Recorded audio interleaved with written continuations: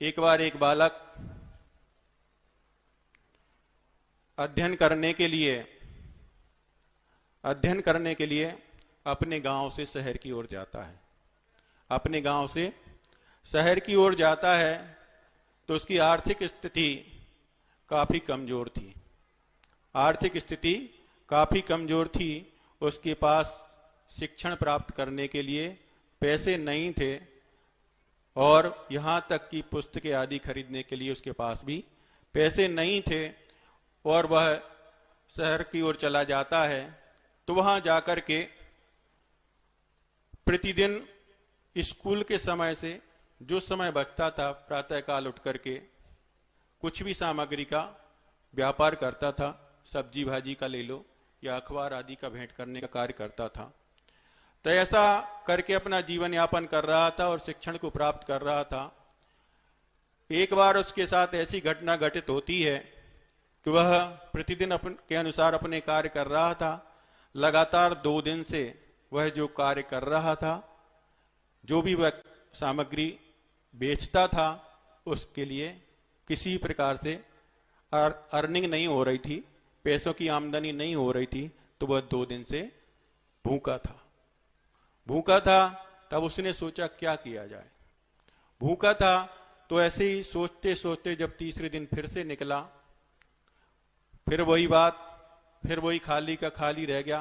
पूरे शहर में घूम लिया, कहीं भी उसके व्यवसाय की जो सामग्री थी बिकती हुई नहीं दिखाई देती और दूसरी ओर से क्षुधा की वेदना उसको सता रही थी। तो उसके मन में विचार आया कि अब यह क्षुधा वेदना मुझे बहुत सता रही है और मेरे स्कूल का समय हो गया है, अब मुझे स्कूल समय पर जाना पड़ेगा। तो उसने सोचा कि अब पास में जो घर है वहां जाकर के मैं उनसे कम से कम पानी मांग के तो पी ही सकता हूं। भोजन आदि तो नहीं मांग सकता, मगर पानी तो कोई फ्री में भी दे सकता है, मैं पानी मांग के पी सकता हूं। तो वह पास में ही जो घर था उस घर की ओर जाता है और अब दरवाजा खटखटाता है। तो जैसे ही उस दरवाजे को खटखटाता है तो अंदर से एक महिला, एक स्त्री पर्याय की आवाज सुनाई देती है। तो उसने खटखटाना बंद कर दिया और जैसे ही उसने थोड़ी देर वहां पर रुका तो वहां से अंदर से वो बहन आती है और दरवाजा खोलती है। तो वह सकपका जाता है, डर जाता है, अब ये तो हमारे बराबर की बहन है, मैं इससे क्या बोलूं। तो वह फिर भी संकोच करते हुए उसने धीमे स्वर में कहा कि बहन, मुझे बहुत तेज प्यास लगी हुई है, मुझे थोड़ा पानी मिलेगा क्या। इस प्रकार का निवेदन जब उसने किया तो वह बहन उसके मनोभावों को समझ गई, उसकी अंतरंग की पीड़ा को समझ गई। तो उसने पानी की जगह एक गिलास दूध लाके उस भाई को दे दिया। तो उस भाई कहता है कि बहन, मैंने तो पानी मांगा था, तुमने दूध क्यों दे दिया। तो वो कहती है कि एक बहन ही भाई की पीड़ा को समझ सकती है, मैं थोड़ी ना निर्दयी हूं, मैं तो एक दयालु हूं। मेरे परिवार के यही संस्कार रहे हैं कि कोई भी व्यक्ति यदि दरबार पर आए तो उसको भूखा नहीं जाने देना। और अभी सुबह सुबह किसी प्रकार की तैयारी नहीं हुई है, मां कहा करती है कि दूध भी पूर्ण आहार हुआ करता है, तो इसलिए मैंने उसको आपके लिए यह एक गिलास दूध दे दिया है। तो उसने वह एक गिलास दूध पिया और जाते समय वह कहने लगा, बहन, इसके कितने पैसे देना है। तो उसने कहा कि हमारे यहां हमारी मां ने हमारे परिवार में इस प्रकार के संस्कार दिए गए हैं कि किसी से खाने पीने की वस्तुओं के पैसे नहीं लिए जाते हैं, यह हमारा अतिथि सत्कार माना जाता है। और वह वहां से चला जाता है, उसके अंदर बार बार विकल्प रहा करता है और समय गुजरता जाता है। एक समय ऐसा आता है कि वह बालक पढ़ के बड़ा हो जाता है, पढ़ करके होनहार बालक के रूप में अपना जीवन यापन करने लगता है और अचानक से उस बहन की तबीयत खराब हो जाती है, स्वास्थ्य बिगड़ जाता है, तो उसका सारा इलाज होता रहा। नजदीक के जो क्षेत्र थे वहां पर उसका इलाज चलता रहा, मगर स्थानीय जो डॉक्टर थे उन्होंने मना कर दिया कि इसके कोई असाध्य बीमारी होने की संभावना है, इसलिए इसको बाहर ले जाया जाए। तो परिवार के लोग उसको बाहर इलाज कराने के लिए ले गए। बाहर इलाज कराने के लिए ले गए।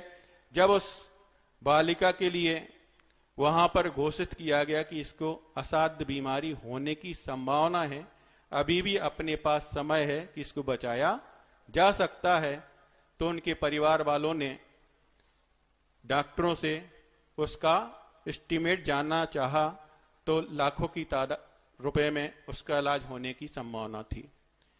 तो इस प्रकार से वो सारे के सारे परिवार वाले डर गए कि इतना सारा पैसा हम कहां से लाएं, इतना सारा पैसा कहां से लाएं। तो उन्होंने मना कर दिया।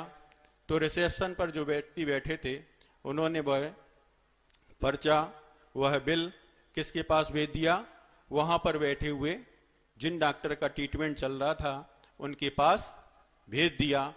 तो उन डॉक्टर ने उस पर्चे को देखकर, उस पर्चे पर लिखे हुए नाम को पढ़कर और उस व्यक्ति को याद किया, उस व्यक्ति को याद किया, तो उनको याद आ गया। तो उन्होंने ने कहा कि कोई बात नहीं, पैसे नहीं हैं तो कोई बात नहीं, अभी इनका इलाज चालू कराया जाए, अभी इनका इलाज चालू कराया जाए।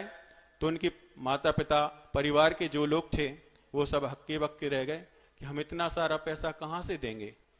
तो डॉक्टर साहब ने बोला कि अभी हम इलाज चालू करते हैं, आप लोग अपनी व्यवस्था जुटा सकते हो तो जुटा लो, हम फिर उसके बाद देखते हैं। अभी तो हम उस व्यक्ति को बचाना चाहते हैं, इसलिए हम इलाज प्रारंभ करते हैं। तो उस डॉक्टर ने उस बालिका का इलाज प्रारंभ कराया। वह बालिका ठीक होने की स्थिति में आ गई और धोखे से वह पर्चा और बिल उसके हाथ में लग गया। क्या हो गया? पर्चा और वो बिल उसके हाथ में लग गया। पढ़ती जा रही थी कितना सारा पैसा हमारे इलाज में खर्च होता जा रहा है। वो अपने आप को अंदर अंदर गिलानी का भाव ला रही थी, बहुत दुखी हो रही थी कि मेरे माता पिता के पास इतना पैसा है नहीं, कहां से बहन करेंगे, अभी इलाज हो गया है तो कोई बात नहीं, मगर पैसे तो चुकाने पड़ेंगे। तो वह बिल पढ़ती जा रही थी। आखिरी में जब उसने देखा कि यह तो लाखों की संख्या में पैसे बहन करना है, मगर उस बिल के नीचे एक नोट लगा था, उसमें लिखा था इस इलाज की कीमत मात्र 1 गिलास दूध। क्या लिखा था? इस इलाज की कीमत मात्र 1 गिलास दूध। इसलिए हम सबके अंदर भी हर समय प्रति समय यही भाव होना चाहिए कि जो भी इस संसार में जीव हैं उनके प्रति अनुकंपा का भाव, दया का भाव, करुणा का भाव होना चाहिए। आपके द्वारा की गई करुणा, आपके द्वारा की गई किसी प्राणी मात्र के प्रति दया, आपके द्वारा की गई किसी जीव के प्रति अनुकंपा और उत्तम उत्तम पात्र को दिया गया दान किस समय किस विपरीत परिस्थिति में आपको फल दे करके आपके इस प्रकार का पुण्य संचय करने से, इस प्रकार के